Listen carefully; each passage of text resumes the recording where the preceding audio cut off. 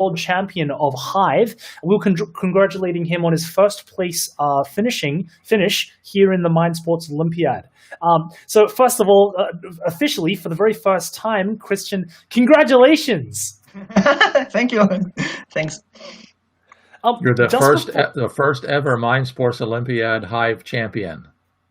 which is phenomenal. We're very excited to be sending. You'll get your gold medal in the post sometime in the next couple of weeks when Eitan gets around to it.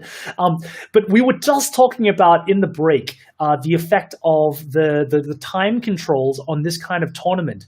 Can you tell me, Christian, how did you feel running with these shorter time controls playing today? Did you play better or worse? Did you enjoy the experience more or less? How does it affect the pace at which the game is played? I think the game is more exciting with so less time. I made a lot of blunders or mistakes. This thing of real time games. Sorry, could you say that last bit again, please? I missed that on the stream. Could you say that again, please? Okay.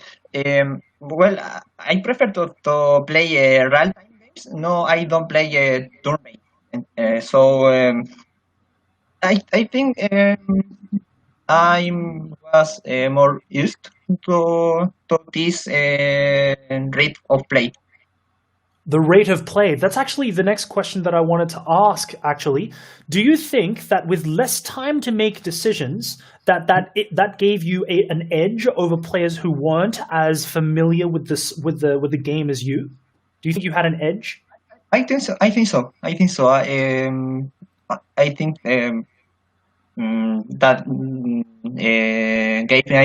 gave me an advantage. Later on this year, sorry, Randy, did you want to ask a question? I was just going to make the comment that the more one plays Hive, the more one gets familiar with certain situations, certain formations, and you can have a gut feeling for which formations are good and which formations are poor.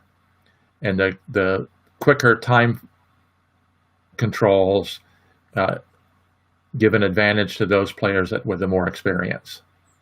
That's actually a fantastic comment that you made. And please indulge me, now that I have the chance to talk with two former world champion Hive players, I wanted to ask you both this question. Only one former world champion. The other is the current world champion. Oh, excuse me. So we've got you're both champions in my book. What I wanted to ask is, with a game like Hive, where there are limited options, how close is Hive to being solved? Just as games like other games like chess seem to be closer and closer to being solved, as in that there is understanding of perfect play depending on what situations come up. What do you think about that? What do you think, Christian? I think the game is very far to be solved. I agree. Why is that?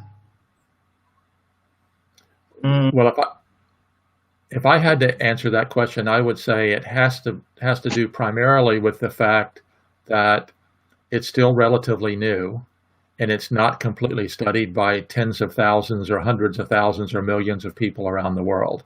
There's still a relatively small Hive community.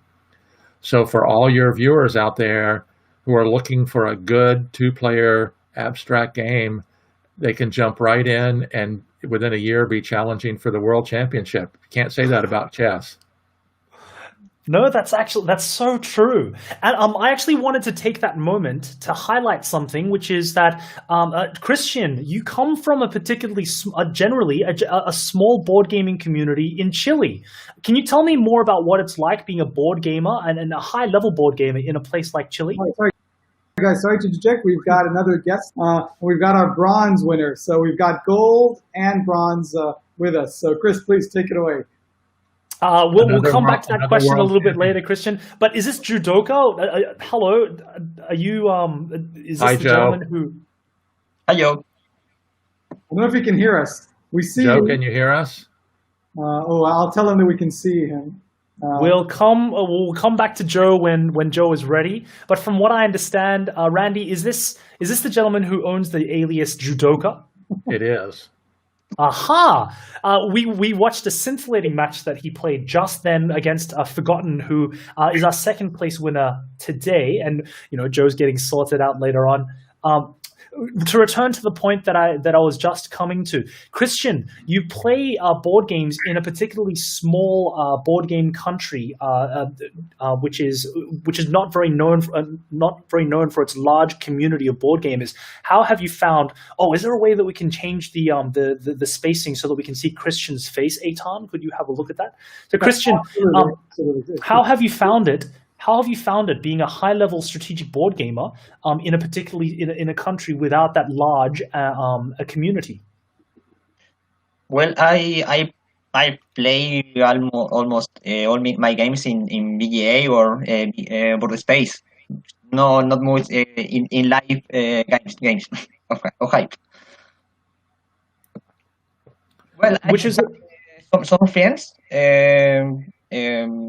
I play with another games. Not they doesn't know when to play with me. What other games do you enjoy playing, Christian? Pandemic. All right. Or Catan, Carcassonne, among others. Fantastic. Well, you've actually just named two of the games which will be streaming tomorrow. Tomorrow we'll be starting our Catan and our Carcassonne games. Do you have any intention of playing some of these other games through the Mind Sports Olympiad? I'm not so sure yet. I think I have some things to do tomorrow. Absolutely, of course. But Something one thing to ask Christian. Christian, we were talking about game playing in Chile. Didn't you organize and participate in a Hive tournament in your native country? Yeah, I don't know if there will be a new tournament because of the situation here. So I don't know. I can ask for to the organizers to see if they will make another tournament. But they did have one last year, correct? I think it was in 2018. 2018, okay. That's Yeah. That's actually quite an important thing that you just touched on, Randy, and Christian. The fact that right now there are a lot of players out there who can't meet face to face, which is why these online tournaments have higher relevance, particularly in countries like Chile with the coronavirus spread. I think this has been a fantastic time, a fantastic opportunity to dive into your brain. Christian, I wanted to ask. Hello, Eitan. I want to tell you guys that Judoka is going to try, or Joe is going to try and still join us in a bit. He's downloading Chrome. We'll see. But I do think this is an opportunity, by the way, to mention we haven't had a chance to share the fact that Randy has actually written an amazing book on Hive. And, I think it is worth pointing out to the viewers that, that he's got a great book. I put it on the screen. It's called Play Hive Like a Champion. And it is the book on Hive. So maybe Randy, could you maybe tell us a little bit about the book? Well, I don't know why I started to do it. It took a lot more time than I expected, and it was a lot of fun to write. It has a lot of tactics, a lot of the different things like the pin, the block, the fill, a lot of areas that highlight some of the tactics that you can use in playing Hive. And I was very privileged to have John Yanni, the original designer of Hive, write the foreword for it. So it has turned out very well. I've been very happy with it. But don't let Joe hear you say that it's the best book about Hive, because Joe just recently released his book as well. So his book is called The Canon of Hive Groundwork. And so we now have, both of us have books released that are on Hive. And the funny thing about it is I used to win a lot more often before I wrote the book. You've created the monster that now beats you. You've got no one to blame but yourself, Randy. Yeah, that's true. For those of you, for those viewers out there who are interested in getting better at Hive, Randy also hosts a YouTube channel called Play Hive Like a Champion, where he uploads regular videos that breaks down a lot of the concepts that we've seen people like Christian use so effectively today, like creating rings and defensive play and offensive play as well. So for those of you who are interested in that, please give him a look on YouTube.